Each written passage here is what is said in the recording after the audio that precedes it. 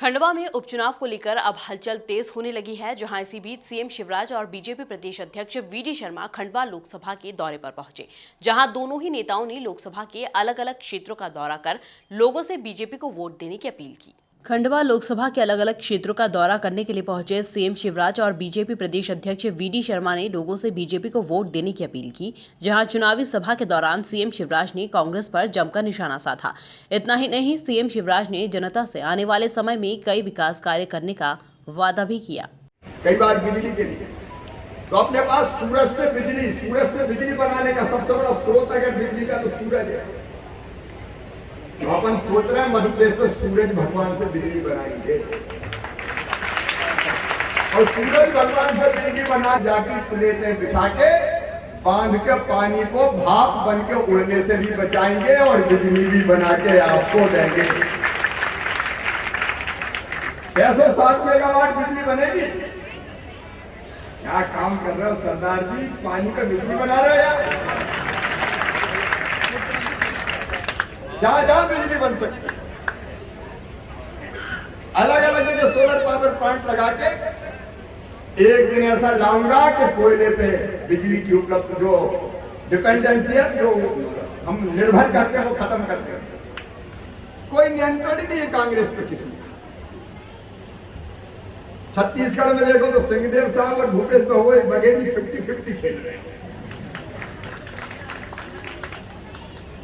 राजस्थान में भी वही हो रहा है और मध्य प्रदेश में तो कमलनाथ जी है। देखो, मुख्यमंत्री हो तो कमलनाथ। वहीं उधर बड़वाहा में बीजेपी कार्यालय का शुभारंभ करने के बाद पत्रकार वार्ता में एक बार फिर से वीडी शर्मा ने कमलनाथ पर हेलीकॉप्टर घोटाले को लेकर हमला बोला।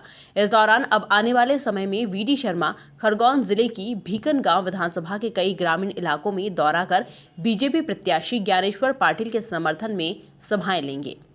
देखिए, मैंने इसलिए कहा है कि नेता प्रतिपक्ष कांग्रेस के उनको इतना प्रेम है कि शाहरुख खान का बेटा अनाधिकृत कामों के अंदर अगर पकड़ा जाता है और वो जेल के अंदर जाता है तो ये कहना कि उसको जल्दी से जल्दी जमानत मिलनी चाहिए, ये कानून के खिलाफ हम खड़े हो रहे हैं। और पब्लिकली कोई जिम्मेदार व्यक्ति ये भाषा बोले, ये बहुत ही कानून के खिलाफ है और आपका बहुत प्रेम जागृत हो रहा है ऐसे लोगों के साथ। और आप दूसरी ओर कह रहे हैं कि ऐसा कौन सा बच्चा है जो इस देश के अंदर नशा नहीं करता है, हर मकान के पीछे आपको कोरेक्स मिल जाएगी।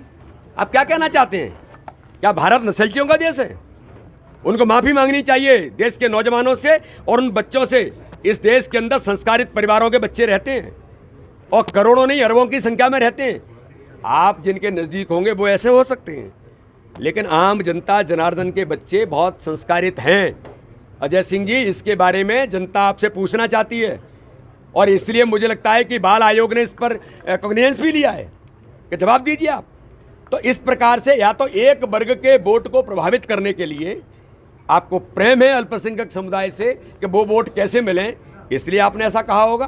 तो ये कांग्रेस का तुष्टीकरण की नीति हमेशा से रही है और कांग्रेस तुष्टीकरण की नीति के आधार पर ही देश के अंदर वोट बैंक मान करके ये काम करने का प्रयास करती रही है, जो दुर्भाग्यजनक है। लेकिन देश की जनता आपको जानती है, मध्य प्रदेश की जनता जानती है, किसी प्रकार से आपके भ्रम में आने वाली नहीं है। जहाँ तक दिग्विजय सिंह का सवाल है, तो दिग्विजय सिंह तो हमेशा देश के खिलाफ ही खड़े रहते हैं, भारतीय संस्कृति पर हमला करते हैं। देश के अंदर वो लगातार सेना अगर सर्जिकल स्ट्राइक करती है उस पर प्रश्न खड़ा करते हैं। तो दिग्विजय सिंह तो खुद कह चुके हैं, मैं जाता हूं तो जनता वोट काट देती है। अब ऐसे व्यक्ति के बारे में मुझे कुछ बोलना बहुत अच्छा नहीं लगता।